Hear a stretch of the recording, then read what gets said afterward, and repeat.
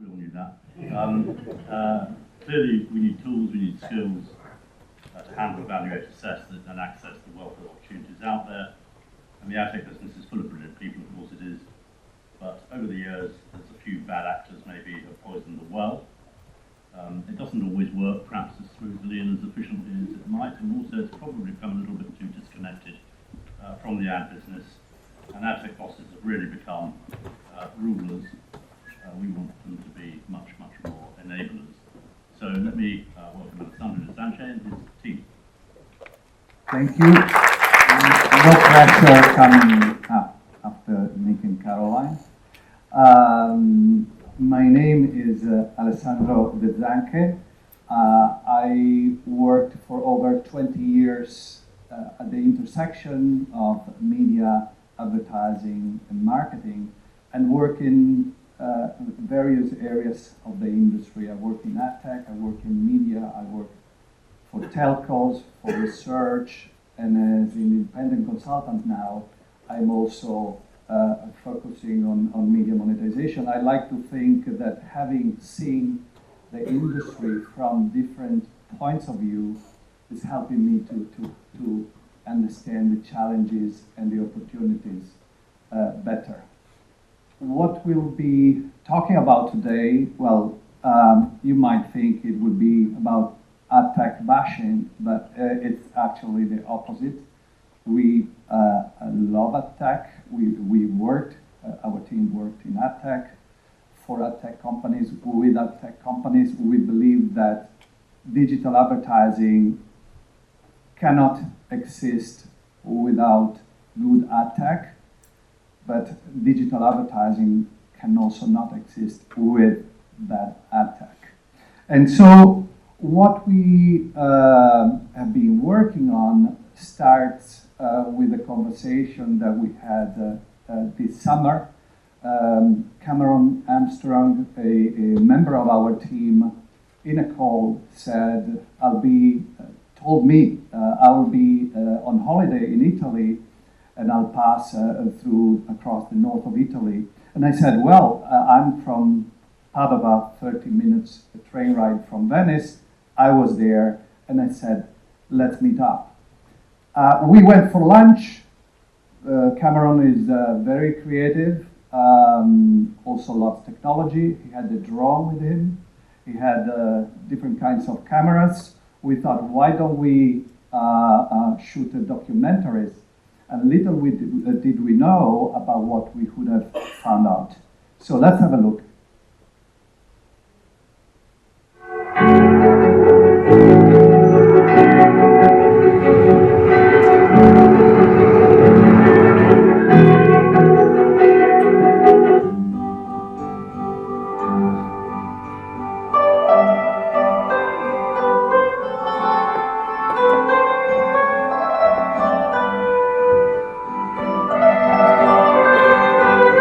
Buongiorno, signori.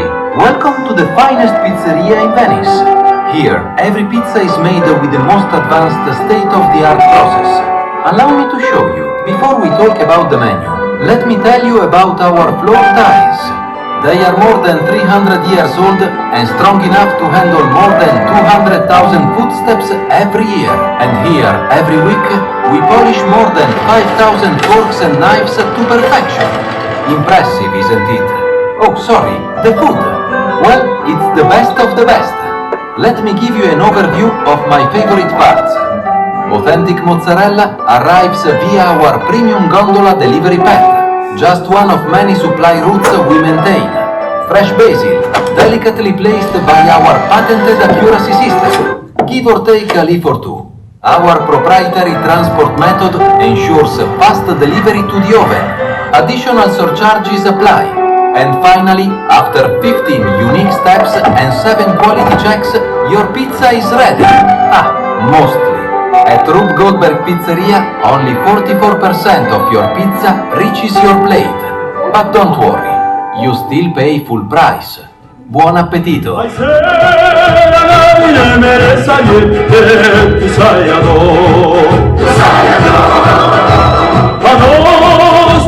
Ingrata più di te, famela po'.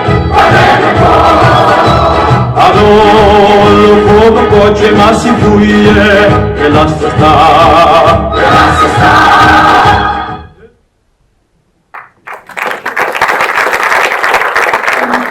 Back here, we say that what happens in Venice stays in Venice, but we brought it here in London. So can I welcome Cameron Armstrong, Addressable Director of VCCP Media.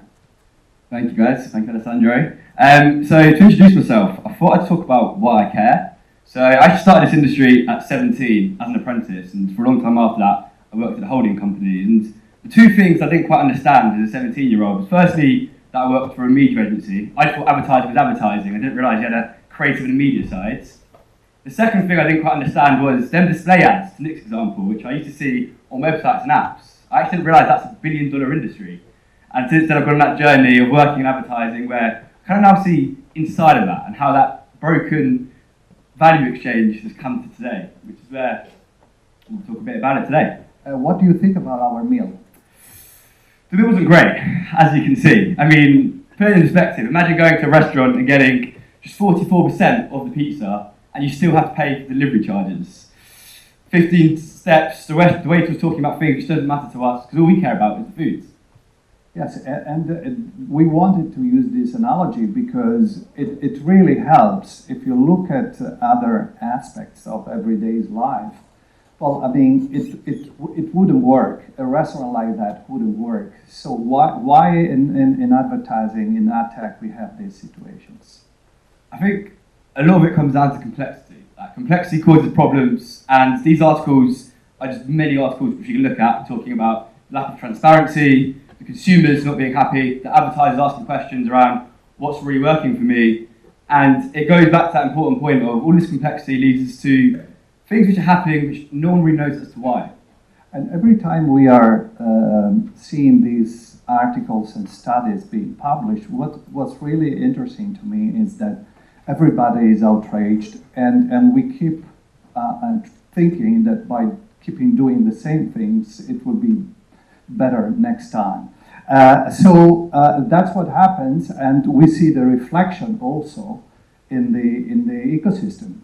Yeah, and I think the best way to describe this broken value exchange is in the open web. It's no secret, we're all consumers first, and I think we'll forget about this when we're talking about advertising. We're talking about impressions, but we often forget these metrics, there's people at the end of it, and we get fixated in these numbers, which is why, as a consumer now, you go onto the open web or onto your favourite news sites or app sites, and you're inundated with ads which are interruptive, invasive, and a little bit irritating. That's because publishers are struggling, for many reasons, some of which we're going to talk about today, and because of that kind of middleman which there's 56% going out of, publishers are now putting more and more ads on the pages, trying to set a flow. Which is where then you've got advertisers asking these questions of, well, what's our advertising really doing now? Is it driving effectiveness? Is it driving incrementality? Or are you just giving money to the house and not really knowing what it's doing? And if we look at the triangle here, we can see how everything is related. It's not three different areas. They are all interacting with each other. And when we talk about the ecosystem, we all know from primary school that an unbalanced ecosystem cannot thrive. But not all restaurants, right, work like that. Exactly. You wouldn't accept that in a restaurant, right? There's a clear experience where you go in, it's fresh-made foods with craft, with the waiters, and everyone's happy. And I think the most important part is you take pride in the service, not the upsell. Chefs are happy, take pride in it, and the consumers go out, hopefully with a beautiful pizza, a full pizza as well. So better ingredients, better advertising. This is the key link between the two. Absolutely. And when that happens, everyone's better off. The consumers like the advertising. I think the most beautiful analogy of that is if you go back to 40 years ago, when advertising, for many reasons, was arguably a little bit better, TV is the best example of that. So if we look into that business model as well, 15%, everyone knew what the agencies were getting of that discount. But TV advertising worked. There's a clear value exchange where in exchange it's great content, you'd watch on a Friday night, there'd be some adverts, high attention adverts, funny adverts. And the publishers were happy, consumers were happy, agencies got their cut, and the advertisers knew that they were getting effectiveness. And it's about simplifying that and having that sustainable business where ultimately everyone is better off.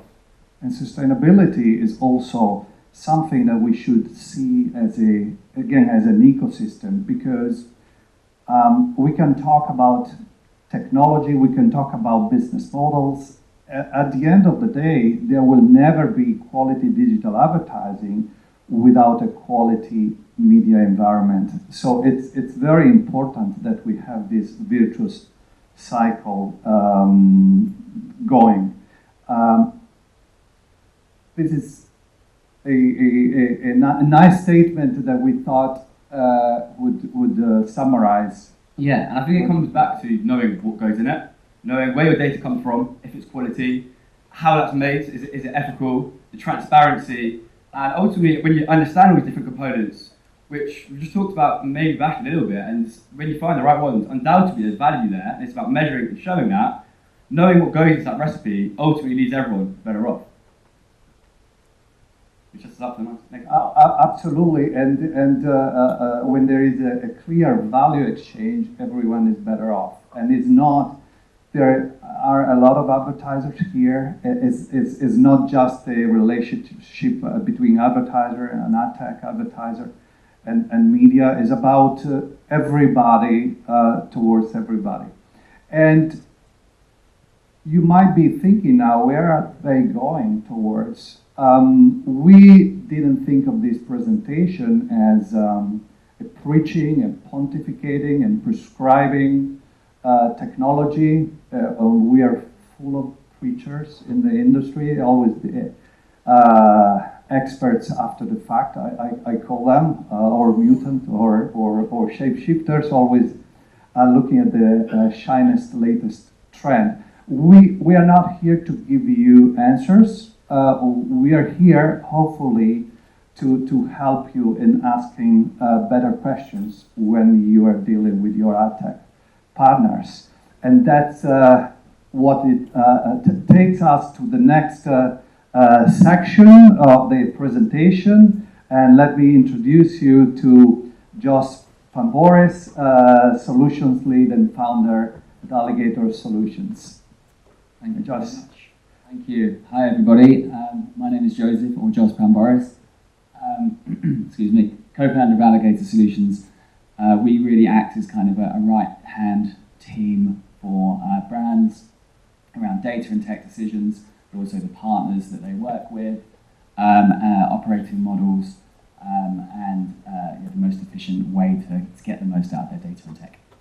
And we can start with the first question, important question, knowing where you're going to. Yeah, and so even though I started in tech more than 20 years ago, when we talk to brands, we have to kind of understand, well, where are you now? Where have you come from? Where are you on your journey for delivering the right kind of marketing and media message?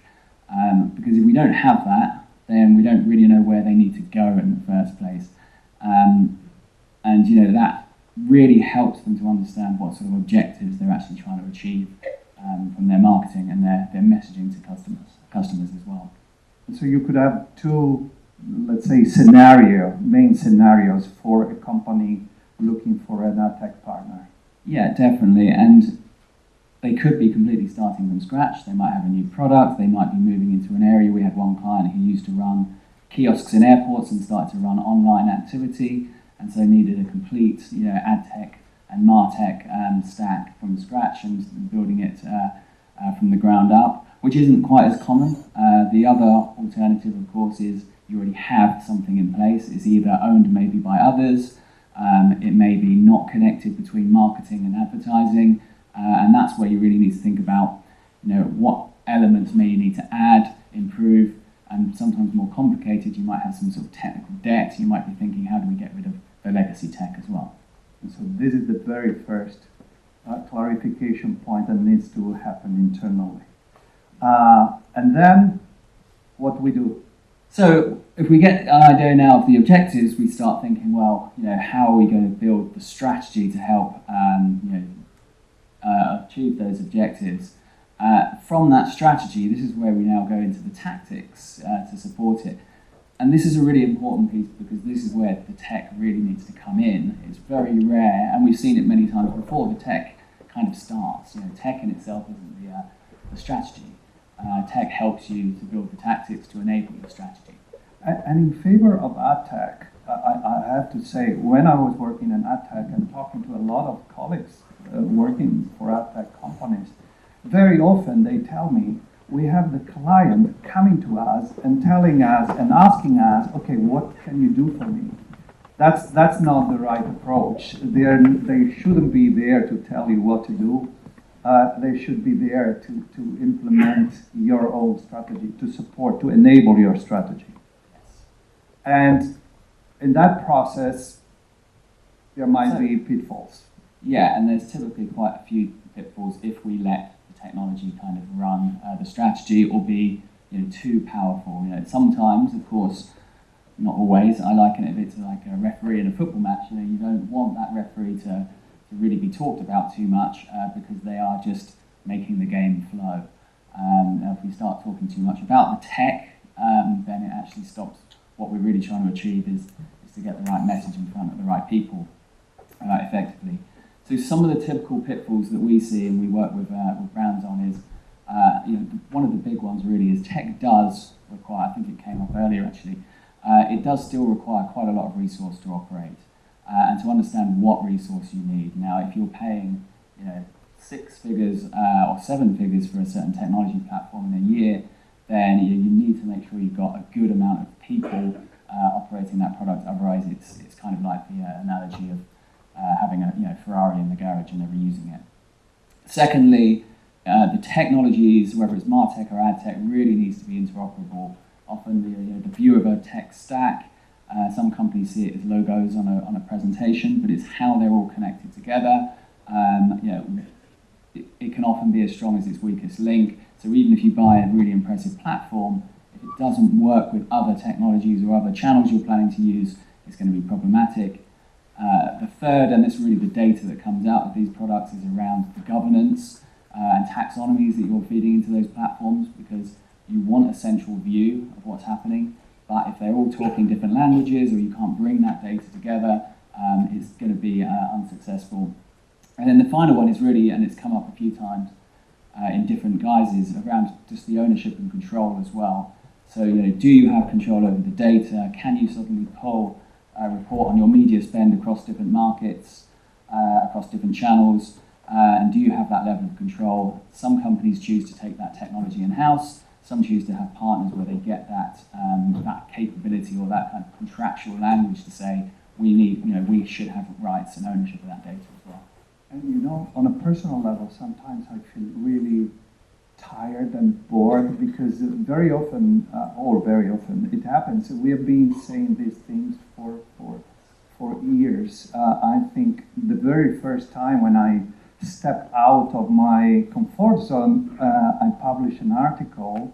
The title was "Adtech is Butchering Your Users' Data," and that was 2017.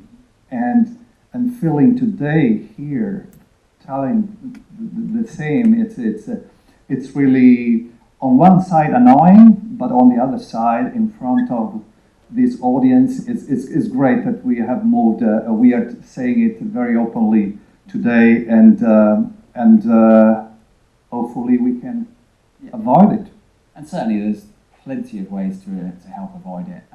Kind of going back to what your problem is that you're actually trying to solve. Not going in and saying we need a customer data platform or we need to be running getting a demand side platform for programmatic buying. It's actually, well, what is the problem you're actually thinking about, and then the tech follows afterwards. It could be that you use certain technologies. Another really big one is just around the limitations of the tech you select, and it's hard to identify under the bonnet of some of these products. We see some kind of things of you just need to sell the benefits. The problem with technology of just hearing the benefits, and I use the old data management platform example, well, it sounds brilliant to a marketer. You've got loads of data sources in place, they're all pumped into one place, it gives you a view of an audience, it can build inferences of the type of audience, and then you push this out to multiple kind of media channels. But in reality, the technical limitations massively prevented those data management platforms happening. So really important not just to hear what the sell is and the benefit from those tech companies who are trying to sell you something and won't give you those limitations. It's just to get some kind of understanding of, would this really work in practice, and an understanding of the methodology behind it as well. Another really key way, as I mentioned, is kind of flipped earlier, is make sure that it works with your overall technology stack. That includes your marketing technology stack as well as your advertising technology. And don't think of it as just a one and done as well. It needs to be roadmapped, it needs to be future-proofed, it needs to be adaptive. We're constantly changing. Something that you're using now in 6 months may be irrelevant due to changes by regulation or by market forces. So keep it adaptive and then think of it as a roadmap. And then ultimately, keeping the kind of data and tech services as connected as possible, because your data is what most of your tech is providing. You need to make sure that you've got a clear view, a high level often, of how you're performing, not just within the weeds of click-through rates and outcomes and short-term metrics too. And this is a lot of groundwork that needs to be done before picking an Adtech partner. And that's also, it's very interesting because it starts at home. All the different teams need to be involved. And this is, again, is not Adtech's responsibility, it's our responsibility. I can tell you, for example, on the media side, but I hear on all sides of the industry, a misalignment, internal misalignment of incentives and objectives is not understanding why we are there, what's our company's objective, what is having different teams having conflicting incentives is the perfect round for picking bad Adtech and getting better results. So it's not just the fault of Adtech. It starts home and it starts from the C-suite. Yeah, and I'll often say to a lot of the brands, I know that everyone is responsible in the chain. I think something came up, there's a poem by Bob Dylan called "Who Killed Davy Moore" about boxing, and everyone in every verse, the coach, the spectators, the referee, are blaming somebody, and you're saying it's not their fault. But we try and help brands to say, well, at least that's where the buck starts with you. You have an opportunity to go in with eyes wide open to some degree. You can make decisions. You can't obviously understand everything going on, but at least if you understand with eyes wide open, you've got a better chance of getting what you want out of your marketing. And the topic that is dear to me, there is another side of the same coin, which is the sell side. Yes. So what is that? One thing we advocate as a team is reducing distances between the buy side and the sell side. How would you approach, what have you seen in your work? So I think that the biggest, again, Adtech has been hugely valuable, but it should be a connector between the sell side and the marketer themselves. And sometimes it has gotten in the way of that kind of relationship, which is why we're seeing a lot of potential bad actors, but also thousands potentially of sites on a programmatic buy. So the first thing we would go through with our brands is to say, well, let's have a look at how many of those are actually driving, probably the 80%. We probably have 20% of those sites going to 20% or 80% of the value, the revenue, sorry. So then we can say, well, is there specific partnerships? Going back to those sites and actually getting value. We have areas like curation, but sometimes our industry gets into this kind of evolution of, if you don't still know everything in there, you're going to get subprime being packaged up with the prime. So as a brand, there's an opportunity just to see who are your key partners, your key media owners, and how can you actually make the marketing and the media better, so it also improves for the media, for the consumer, but it also means that the publisher themselves doesn't follow the same problems that we have in our industry. Absolutely, and that's a disconnection that is really affecting the relationship and the quality of digital advertising. I always say it takes two to tango. So it's not just about advertisers spending money on quality media? Is also quality media helping advertisers to have products that they can safely advertise on? And one of the things that people are always talking about is the conflict of interest. And I think that our industry in general, not just Adtech, is plagued by conflicting interests and business models. So when we approach a new partner, what should we look out for? So I think the first view, and this came up I think with Caroline as well, is firstly just identify what is the commercial model of your partner. If that commercial model is predicated on volume, percentage of media, CPM, they will want to drive more. Exactly the same as your point before, which means they will find ways of saying things are working when maybe they're not. Let's look at kind of brand safety products, which ignored made for advertising because they are driving. They want to say things are working. It's only when certain industry furore hits that they will suddenly say we've got a tool for this and can fix it. They're in walled garden activity charging percentage of media where they're getting the data from the walled gardens. But it's not just in brand safety. Anyone who's predicated on that volume will want to kind of push more and more, and they're not focusing on effectiveness or reducing the volume and doing less should be more as well. Sales or outcomes, let's say, is another kind of risk and conflict of interest, because your outcome, your objectives as a business may be very different to what your partner is saying as an outcome, which may be just a correlatory cost per acquisition. Someone saw ad, clicked on ad, purchased, and that may not be connected to incrementality and in growing your marketing. And then the other core conflict of interest is really just in certain metrics, proxy metrics for success, which are very often end up being gamed. And that may not always be advertently gamed. It may be actually just inadvertently. If you're asking someone in the old days of tracking publisher, I use the example, when clicks used to be the kind of proxy for metric for success, we saw that the publishers would put, and again, I'm not blaming the publishers for this because it was just the model, their ads right next to navigation bars. And we see with viewability that even though an ad isn't viewable, if you're running something like post-impression conversions, it still is generating performance, yet the ad wasn't seen. And so all of these metrics become gamed if they're kind of a standard and a currency as well. And then the final one really is more kind of just sometimes contractually where the hidden fees might be as well.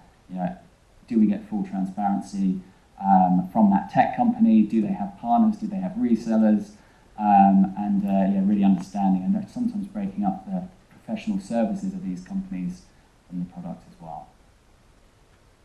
And last but not least, how do we feel confident? And when I was thinking how will I start a presentation, I was thinking maybe I should ask for a raise of hands and ask people who has ever been in a meeting talking about technology and felt that they didn't understand or it didn't make any sense, and very often maybe they thought, oh, I don't know enough, I'm not expert enough. In reality, quite a few times, if it didn't make sense, it's because it didn't make sense.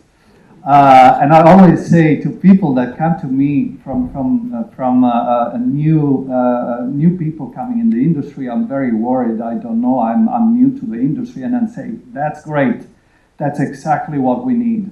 We need fresh perspectives, and we need to look at it with a different point of view. How can we be confident?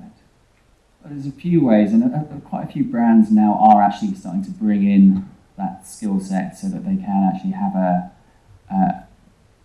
an independent view of what's going to be the right data and tech to put in place as well, and who to trust. I think anyone who has partners in place, again, going back to that point of conflict of interest, if they can somewhat split what they are using as a kind of service or an agent of the client versus products that they're pushing or trying to sell, and keep a kind of a wall between that type of offering, then ultimately obviously there's more independent companies out there who are helping these brands as well, but probably the final thing is how to kind of get trust is feel free to have a level of critical thinking as well. Don't be afraid to ask. You don't have to go into full detail.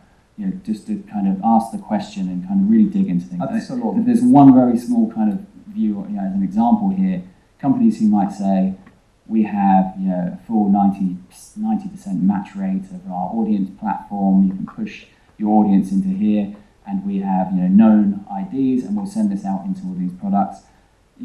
But just be careful of, maybe they've matched those people if that's fully true, but what they might have is a very inferred or probabilistic view of what the audience is that you're actually looking to target.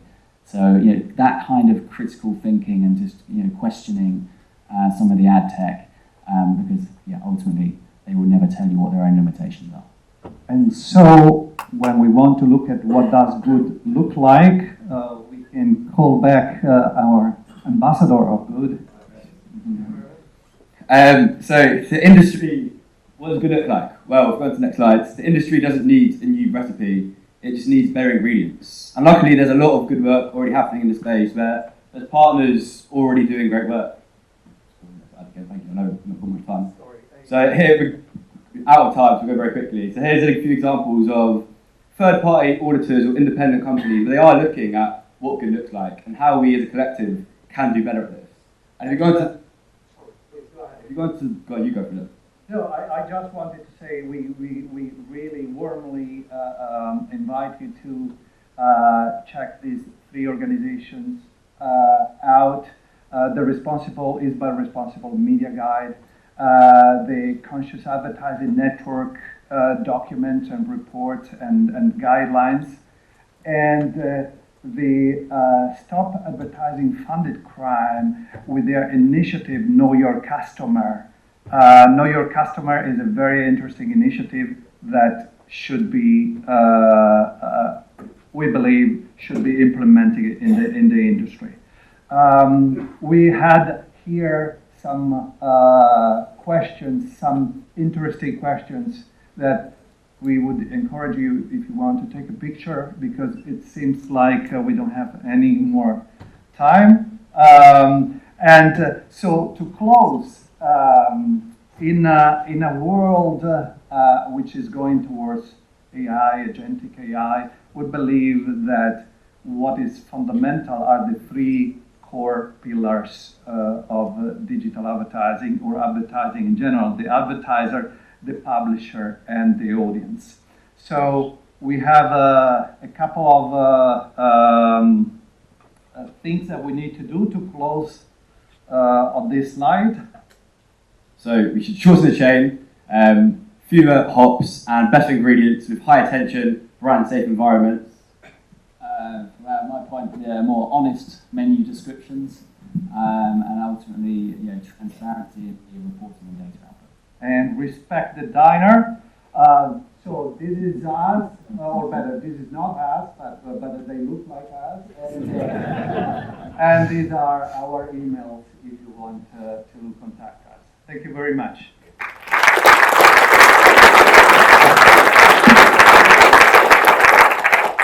Thank you very much, Alessandro and Cam and Joseph, and already I think Oscar for the best use of AI. No question about that. It's well done putting it together. I always think that one of my favourite quotes was from the CEO of one of the big holding companies, Media Operations, who was very fond of saying, "In complexity lies margin."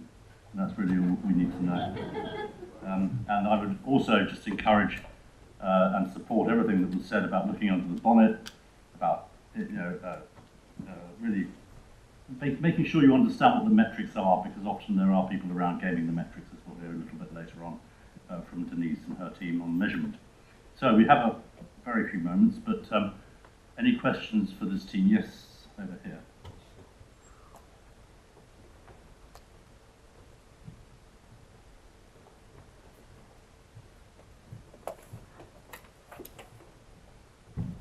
Thank you. James Roosevelt from Movement for an Open Web, not-for-profit interested in restoring the open web. It feels to me that the Venice restaurant pizza analogy was missing a couple of dimensions. So if you took imagine that there was a single organisation that controlled all the pizza ovens and all the dough, then that might start to explain some of the outcomes that you observed. So I think that was one dimension to add in. A second is that not all pizzas are the same. There's a margarita pizza that might be cheaper, has less ingredients, fewer hops in your analogy.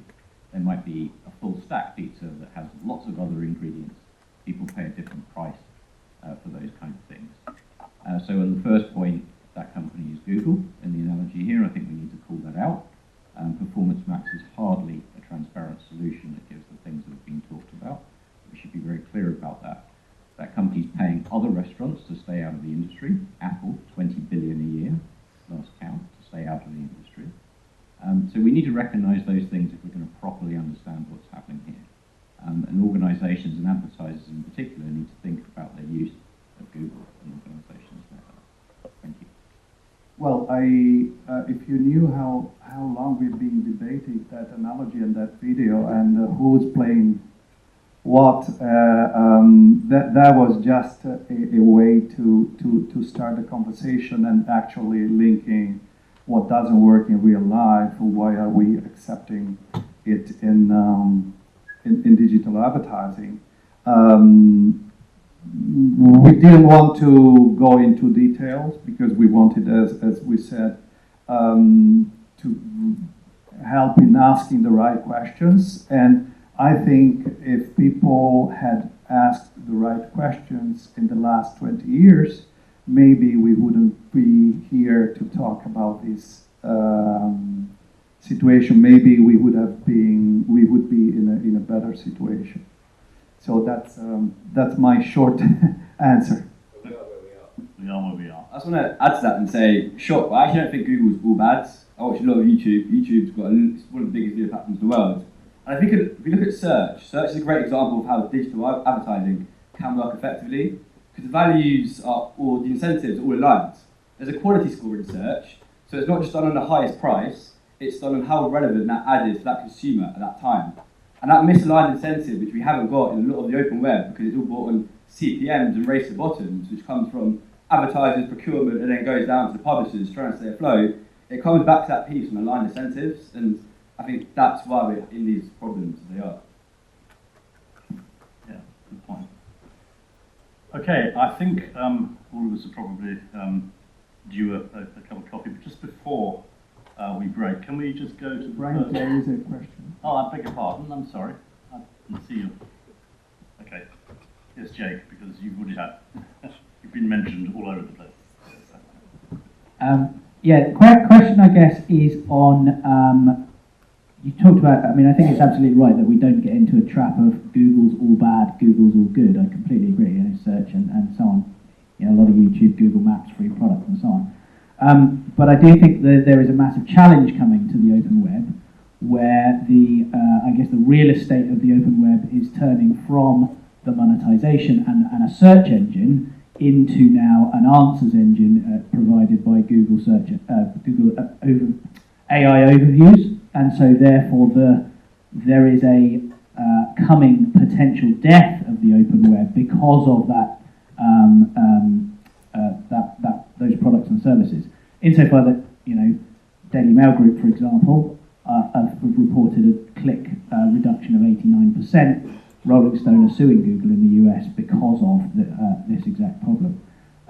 So I guess that sort of that protection of the open web, for example, and the Adtech supply chain, where is that's getting narrower and narrower as walled gardens become ever more walled and ever bigger, and as places like OpenAI will monetize as well. So that attention economy is coming into the walled gardens rather than the open web. So how does Adtech deal with that? I have a kind of a radical perspective, and then you can add yours. I think it's an unstoppable evolution of the internet. We always have the duty to make sure it works well. What I feel, especially from the sales side, is we are spending a lot of time trying to stop with bare hands this fire hose. And I would, for example, point more energies in building great user experiences. If I have less audience coming from search because of zero click, well, maybe the ones that are coming to me directly should have a better user experience. I think we need all to start thinking like consumer brands and less like the old way. But that's my personal perspective. Can you be quick? Yep, brief very, with that? very quick. Firstly, obviously, Adtech and Martech goes well beyond the open web. It's everything around audience analytics, around customer data platforms, etc. But I think there's an opportunity to avoid us falling into a kind of a commodity of how we track everything as well. Not all impressions are equal, not all sites are equal. There is a great opportunity for publishers, again, working closely with brands, to have a point of difference that they can sell to that brand. It's not just about impression, it's maybe impact, some form. Again, attention is becoming a trading currency, so I'm going to avoid using that. But how can you prove impact or value in your audience and connecting that to the customer as well? But going back to the point of how LLMs are actually going to take away the visits to those sites, that's a bigger challenge that the industry has, which is, I don't know if Adtech is going to solve that. That's a bigger picture. Okay. Brian, I have one question though. Do I talk like the waiter? Yeah, you do talk like the waiter. I think your pizzas are much better than his, though. Okay, can we please thank Alessandro and his team very much?